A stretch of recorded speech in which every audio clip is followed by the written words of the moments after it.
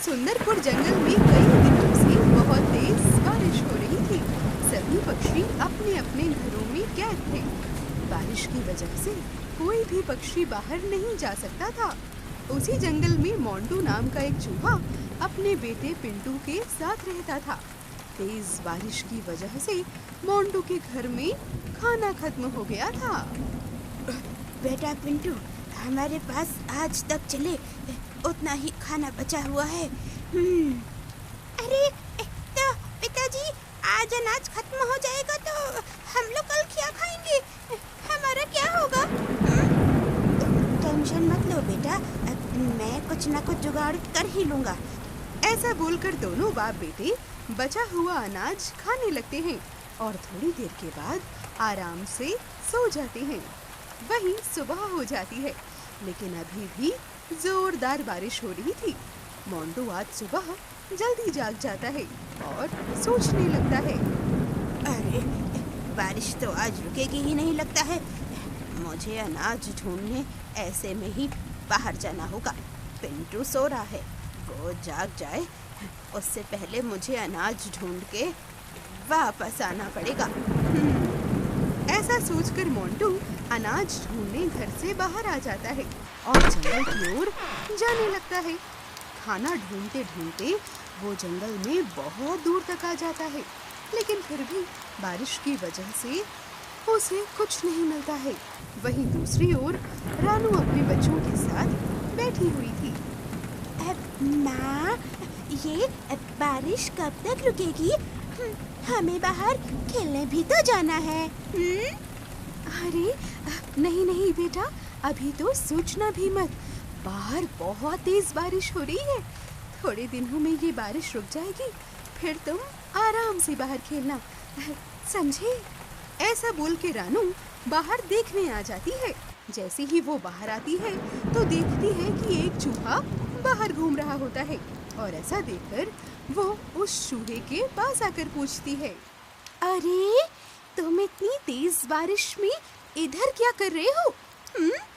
अरे मेरे पास अनाज खत्म हो गया है ना।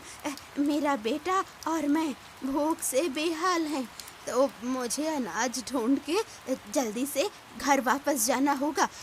वो घर पर अकेला है ना, इसलिए। ऐसा सुनकर रानू को उस चूहे पर दया आ जाती है।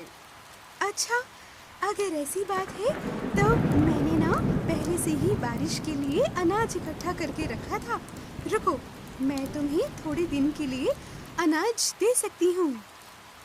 क्या? लेकिन मेरे पास तो तुम्हें देने के लिए कुछ भी नहीं है।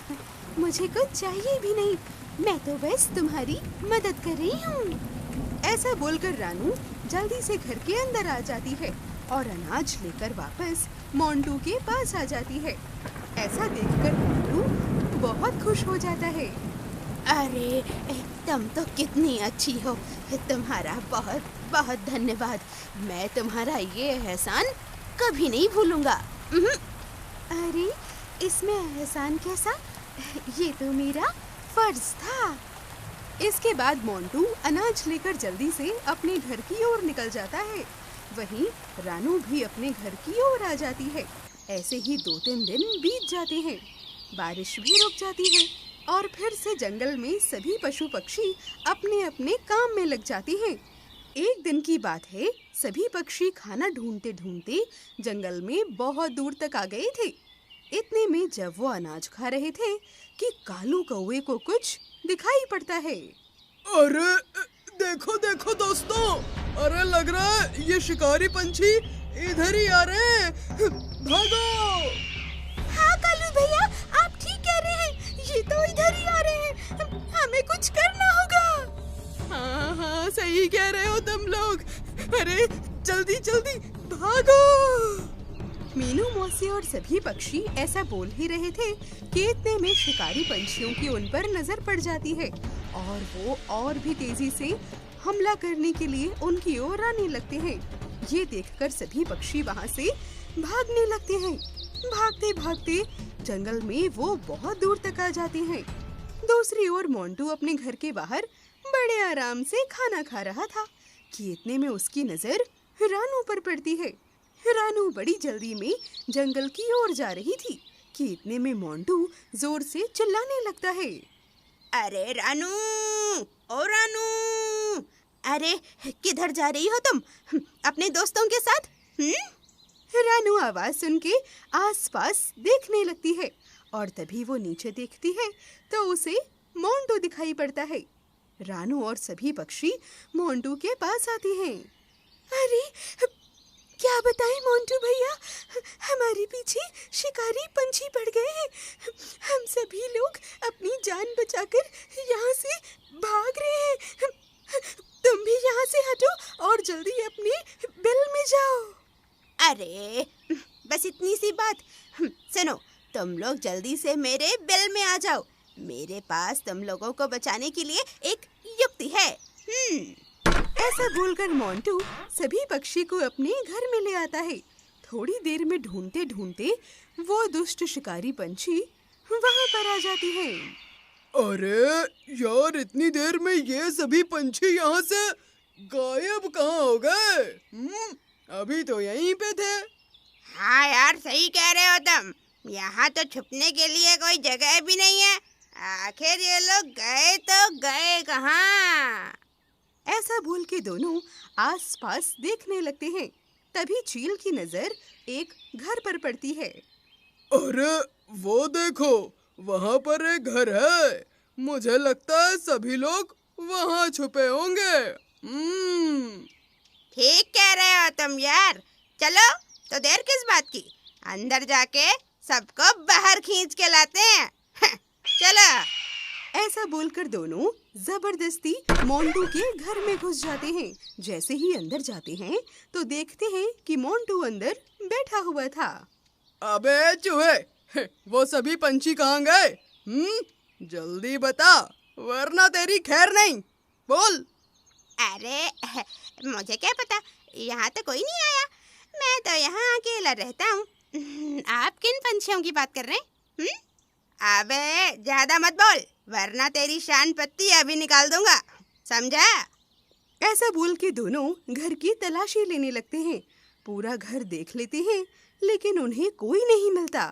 अरे यार, ये तो ठीक कह रहा है, यहाँ तो कोई भी नहीं है। लगता है वो लोग यहाँ पर आए ही नहीं हैं। जरूर से वो लोग जंगल में ही छुपे होंगे। हमें उन्हें ढूंढने वहीं जाना चाहिए। सही कह रहे हो तुम, मुझे भी यही लग रहा है। तो चलो जल्दी यहाँ से चलते हैं, वरना वो हमारे हाथ से निकल जाएंगे। चल बच्चू, अभी के लिए तो हम जा रहे हैं। आज के लिए तो तू बच गया, लेकिन अगर कहीं वो लोग यहाँ मिल जाते तो मोर मोर कर तेरा कीमा बना डालता मैं, समझा? ऐसा बोलकर दोनों मोंटू के घर से बाहर आ जाते हैं। जैसे ही दोनों जंगल में दूर चले जाते हैं तो मोंटू तुरंत खुर्शी हटा देता है।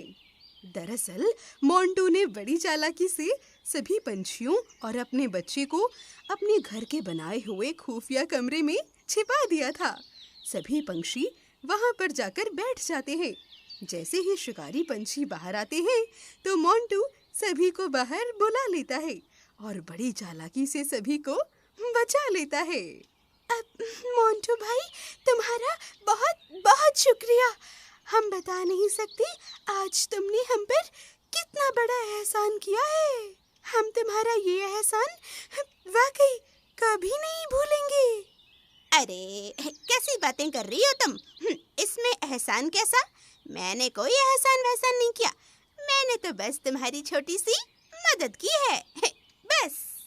इसके बाद सभी पंछी मोंटू का शुक्रिया अदा करने लगते हैं और धन्यवाद करके वापस अपने घर की ओर आने लगते हैं और इस तरह सुंदरपुर में खुशियाँ वापस से लौट आती हैं। तो दोस्तों, कैसी लगी आपको हमारी ये कहानी और मोंटू की चतुराई?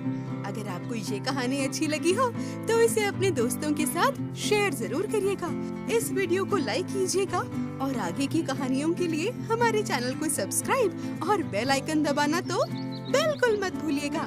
मैं आपसे मिलूंगी अगले वीडियो में किसी नई कहानी, नई सीख के साथ।